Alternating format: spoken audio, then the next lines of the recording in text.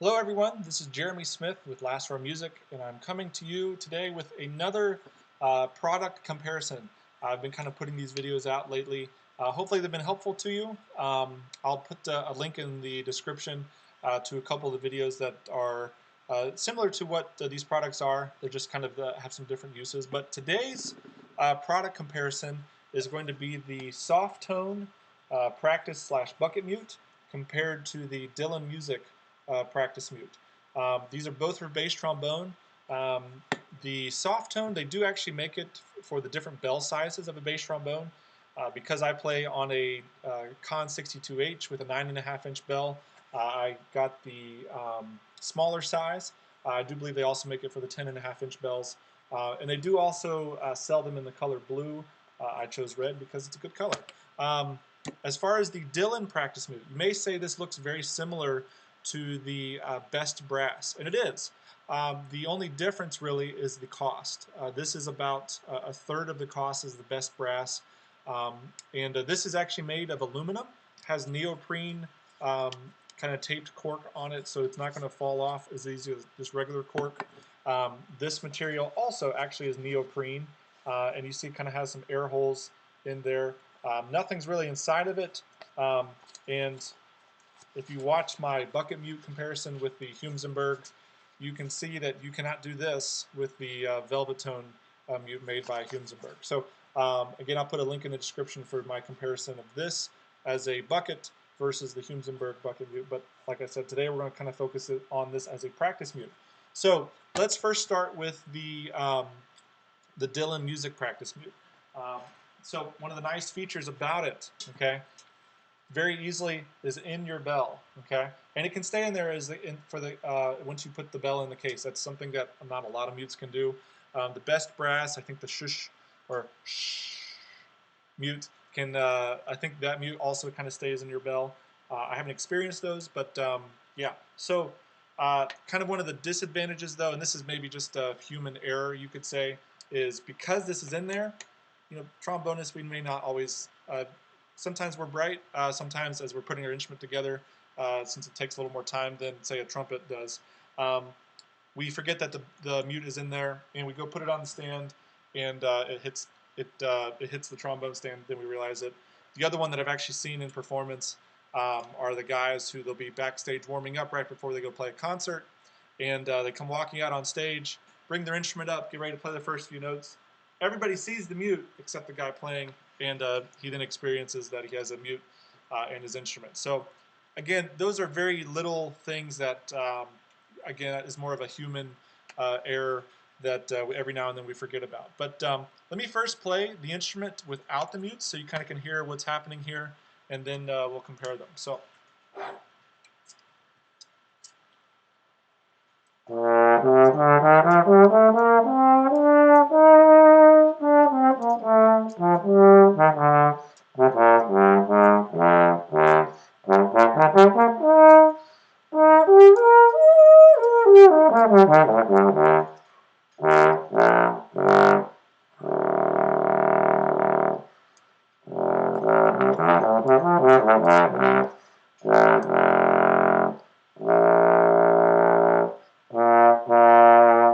Okay, so there's the horn. Let's first start with the Dillon Mute, just because it's very easy to kind of put in. And so I did tune myself a little bit here, and you'll kind of see why I think that's a little bit important once you kind of put the practice mute on. But here it is with the Dillon bass trombone practice mute.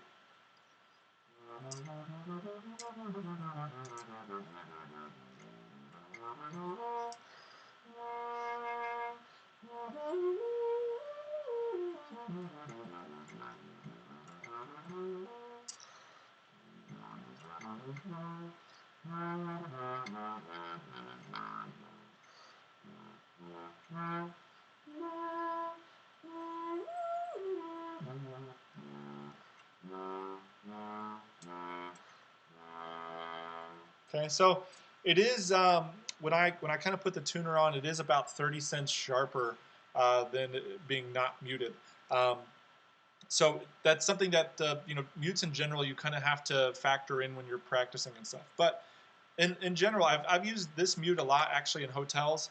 and never had complaints and stuff. It's not something you want to necessarily practice a long time with, but it does get the job done, I think. So yeah, so that's the Dillon Practice Mute.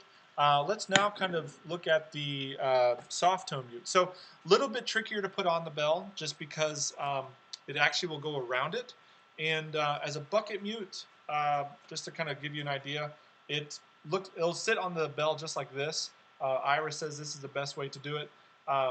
And typically I'll try to put the tag at the top of the bell. That way the tag's not kind of hanging off over here hitting my hand.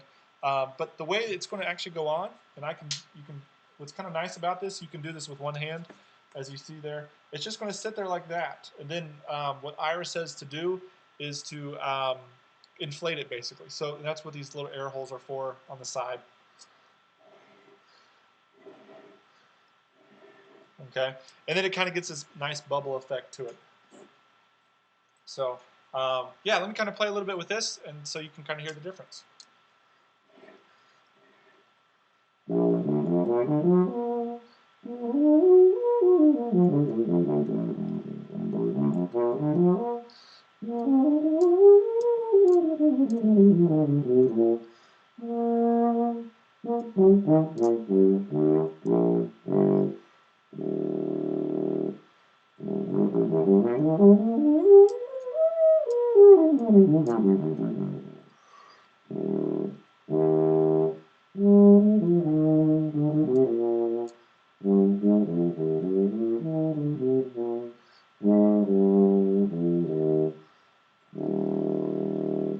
Okay, so what I'm noticing from the get-go, just kind of an instant thought here,